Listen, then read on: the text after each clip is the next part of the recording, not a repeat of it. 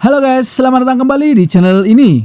Untuk kali ini, Mimin akan merangkum film Donghua yang berjudul God of Spring on Antaum untuk part yang kedua. Bagi kalian yang belum menonton part sebelumnya, Mimin saranin untuk menontonnya ya. Linknya ada di deskripsi. Oke, tanpa basa-basi lagi, Mimin akan masuk ke dalam alur ceritanya. Pada akhir episode kemarin, monster harimau iblis pembunuh yang telah membunuh orang tua Hanji melarikan diri di saat bertarung dengan Hanji. Ia melarikan diri dan menuju ke kediaman penguasa kota untuk menemui teman iblisnya, yaitu Lianxi. Iblis Lianxi ternyata bersemayam di tubuh istri dari penguasa kota, yaitu Nona Zhang. Pertarungan sedikit pun terjadi, mereka pun saling menyerang dengan kekuatannya masing-masing.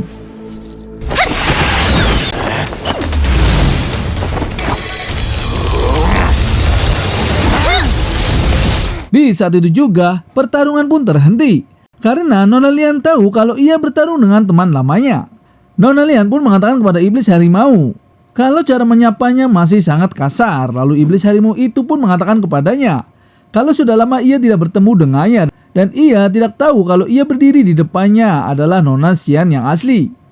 Seketika itu juga Nona Xian pun keluar dari tubuh Nona Zhang dan ia mengatakan apa tujuan datang menemui dirinya. Jika ia tidak mengatakan dengan jelas, Nona Lianxi takut tidak akan membiarkan pergi dengan mudah. Iblis harimau itu pun menjawab kalau Nona Lian tidak memberitahunya terlebih dahulu kalau kota Feng itu sangat rendahan. Dan apa yang membuatnya orang cantik seperti dirinya tinggal di kota Feng. Dan iblis harimau tahu kalau Nona Lian sudah membunuh orang sangat banyak di kota Fengnya. Dan membuat arai yang tidak lain untuk menghancurkan segel kota untuk mendapatkan 9 kuali Taiyu. Lalu ia juga mengatakan kalau mereka berdua sama-sama bekerja untuk sang kaisar dan ia selalu membantu Nona Lian. Namun Nona Lian bertindak sendiri tanpa memberitahu sang kaisar. Tetapi belum ada yang berhasil dan Nona Lian harus bertanggung jawab. Lalu Nona Lianxi mengatakan kepadanya kalau pelindung segel 9 kuali sangat kuat. Dan apakah iblis harimau mempunyai cara untuk membukanya? Ia pun menjawab saat gadis yang bernama Zizang bertanya kepada penguasa kota untuk mencari peta tadi. Apakah Nona Lian tidak ada yang aneh dengannya? Seketika itu Nona Lian teringat dengan Nona Zizang di saat ia meminta sebuah peta kepada penguasa kota. Iblis harimau itu pun mengatakan kalau kemungkinan Nona Zizang adalah orang satu-satunya yang bisa membuka segel tersebut, yaitu segel 9 kuali. Dan peta itu hanya memberitahu di mana letak segelnya. Nona Xiangxi pun tidak percaya dengan semua omongan iblis harimau itu. Iblis harimau itu pun memberitahu kepada Nona Xiangxi kalau ia baru saja bertarung dengannya. Dan ia melihat sendiri kalau Nona Zizang menggunakan mutiara 7 lubang. Nona Xiang pun terkejut mendengar tentang mutiara 7 lubang. Dan mutiara 7 lubang itu adalah senjata sihir untuk menyegel 9 kuali ribuan tahun yang lalu. Kalau Nona Xiang tidak percaya dengannya, sebentar lagi mereka akan datang. Dan Nona Xian harus bisa memanfaatkan hal itu. Iblis harimau itu pun pergi meninggalkan Nona Xian. Di saat Nona Xian memasuki tubuh istri penguasa kota, tiba-tiba Hanji pun menghadang Nona Xian dengan pedangnya. Istri raja kota pun pura-pura terkejut dan ketakutan seketika Hanji meminta istri raja kota memberitahu keberadaan iblis harimau. Namun ia berpura-pura tidak tahu apa-apa. Raja kota dan para pengawalnya pun datang menghampiri Hanji. Dan raja kota mengatakan apa yang sebenarnya terjadi dengannya.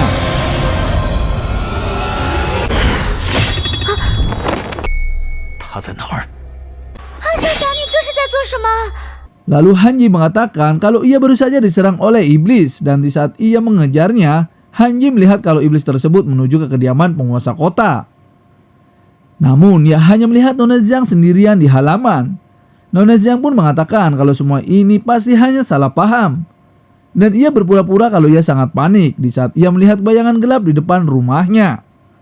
Hanji pun menunjukkan rambut iblis kepadanya. Dan rambut itu memiliki aroma viburnum yang sangat jelas. Dan aroma bunga tersebut hanya bisa ditemukan di rumah penguasa kota.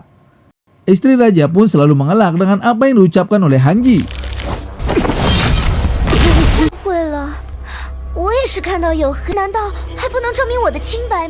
Seketika itu juga Nona Zizang datang dan ia mengatakan kalau perkataan istri raja itu benar dan meminta Hanji untuk tidak asal menuduh dan jangan menjebak orang yang tidak bersalah. Nona Zi pun menggunakan alat untuk mendeteksi aura iblis.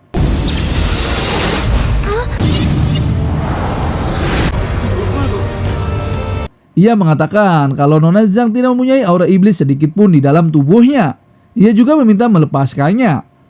Dan jangan menyalahkan orang baik. Jika bertindak terburu-buru hanya akan membunuh orang yang tidak bersalah. Namun Hanji tetap curiga kepada istri penguasa kota tersebut. Dan ia mengatakan kalau ia hanya ingin mencegah lebih banyak orang yang tidak bersalah. Hanji pun teringat tentang ibunya di saat dibunuh oleh iblis harimau. Dan ia merasa gagal dalam hal ini. Nona Zizang pun berterima kasih kepada Hanji yang telah menyelamatkan hidupnya di saat ia akan dibunuh oleh iblis harimau. Tapi jika Hanji benar-benar ingin membantunya, Nona Zizang memilih berpisah saja dengan Hanji. Nona Zizang juga memerintahkan Guleng untuk mengubur orang-orangnya yang telah meninggal. Lalu Hanji mengatakan kalau Nona Zi memang benar, penyebab semua ini memang karena Hanji. Jadi Hanji akan menyelesaikan masalah ini semua. Hanji pun pergi meninggalkan Nona Zi dan semuanya. Tak selang berapa lama, Guleng mengatakan kepada Nona Zi kalau kedua orang tua Hanji meninggal ketika dia masih sangat kecil. Dan semua itu meninggal karena ulah iblis.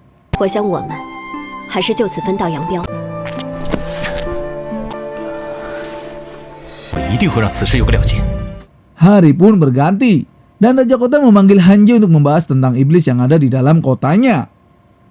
Hanji pun mengatakan kalau ia samar-samar bisa merasakan suasana yang aneh sepanjang waktu. Dan ia juga mencurigai penguasa kota dan istrinya. Lalu Raja Kota mengatakan kalau ia mengundang Hanji karena ia ingin lebih tahu tentang aroma viburnum yang dikatakan oleh Hanji. Ia juga sudah mendengar dari Guleng kalau semua tentang iblis yang menyerang Nona Zi itu sangat curang. Iblis itu membunuh banyak orang dan rombongan Nona Zizang. Nona Zi pasti sangat sedih dengan semua itu. Raja Kota juga merasa curiga dengan sehelai rambut yang ditinggalkan oleh iblis harimau itu. Dan jika kalau benar-benar iblis itu berada di kediamannya, itu berarti Raja Kota dalam bahaya. Ia meminta kepada Hanji untuk membantu menemukan yang sebenarnya.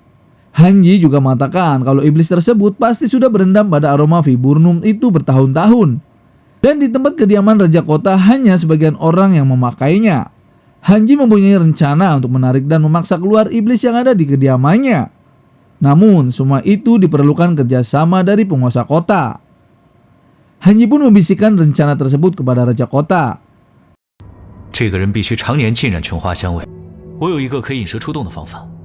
Dan di malam harinya, Raja Kota sudah bersiap-siap menjalankan perintah Hanji untuk memancingnya.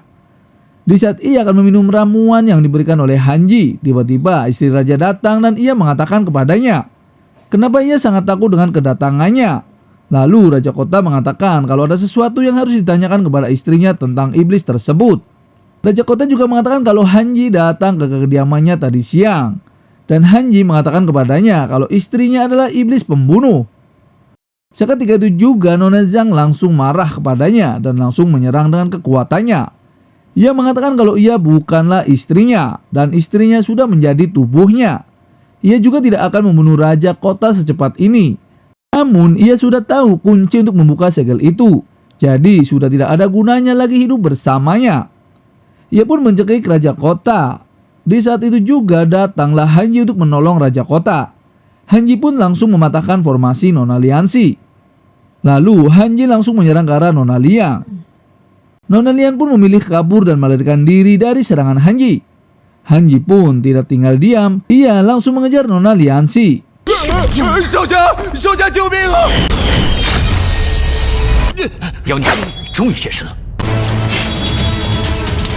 Dan bagaimana keseruan filmnya Mimin akan bahas di episode selanjutnya ya.